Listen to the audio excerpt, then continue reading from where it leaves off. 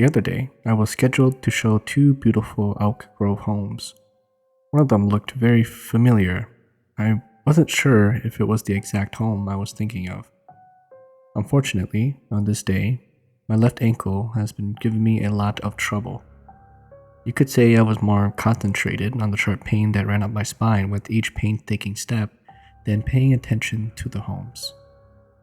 Although I was suffering from this pain, I just pressed on with the job, showing these two homes.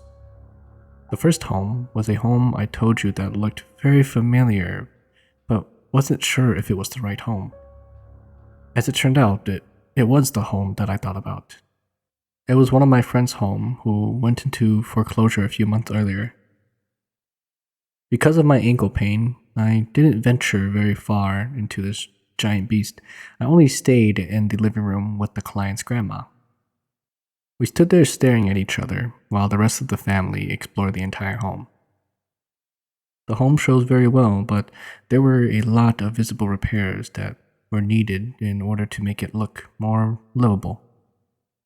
There were loose and hanging wires throughout the house and floors that looked like it was damaged from flood. Although the walls looked new, the home had a dark, creepy, and depressing feeling to it. It was not your normal home where you would walk in and just have this exhilarant vibe of happiness and warmth. The grandma turned and looked at me. With an expressionless and stern face, she said, "This home needs a lot of repairs." And that was all she said. My client's family couldn't agree anymore. It wasn't until the next home did the grandma finally open up to me. The grandma slowly said in a low tone, "I like this home more than the first one. That first home gives me the creeps." And I also agreed with her. But to lay this creepy feeling to rest, I tried to justify the reason of why the grandma felt that it was creepy. I told her it must have been just because the home was bigger than the one that we were currently viewing now. Although I did get a creepy feeling about the first home, I probably chose to ignore the feeling. My hair for once didn't stand up, nor did I have this feeling that there was someone lurking around. This time, it was more of, when can I rest my foot, let's say. Maybe this was the reason why my sixth sense did not kick in full force. I was more worried about the sharp pain shooting from my ankle than paying attention to my surroundings. However, just letting you all know, I didn't lose my sixth sense just yet. Like I said, I did get this creepy, dark, and depressing feeling about the house, but my mind was somewhere else. Later on in the evening, I texted my friend and told her I showed her the old home to my clients. She asked me how the showing went, and I told her that the grandma said that the home was quite creepy. However, the next text would scare the wits out of me. She said, "Yes, the home is creepy. My late husband passed away inside the home." I knew her husband was sick, but I didn't think he died inside the home.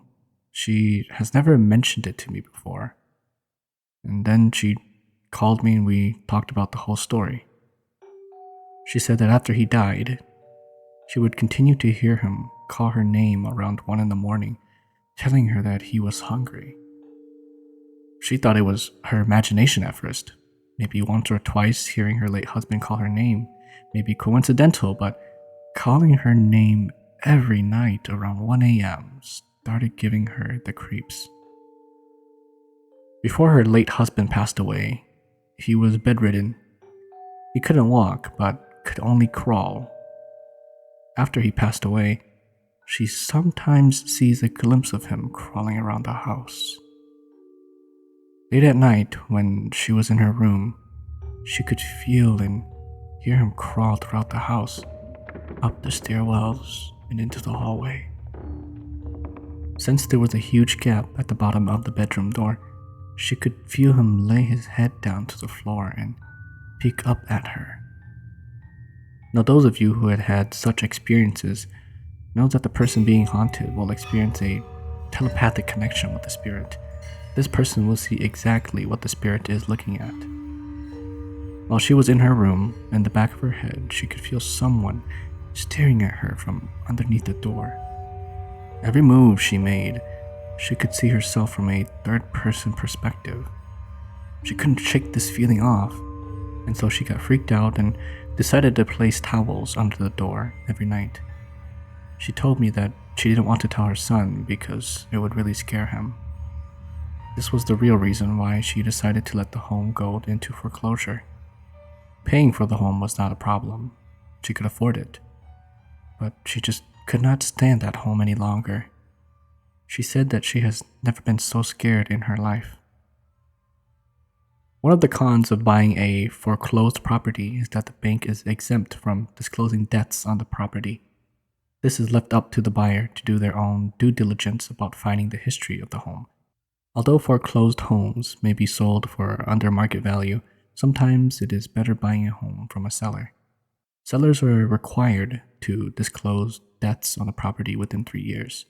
However, it is the unfortunate and unexplained phenomenon or hauntings that are not part of this disclosure package. This is where you may have to rely on your sixth sense. Hey, looks like you made it to the end of the video. If you haven't already, make sure you leave a like and subscribe. It would really help the channel grow. Also, let me know what you thought of the video in the comments below. Anyways, I will see you all another time. Thank you very much for watching.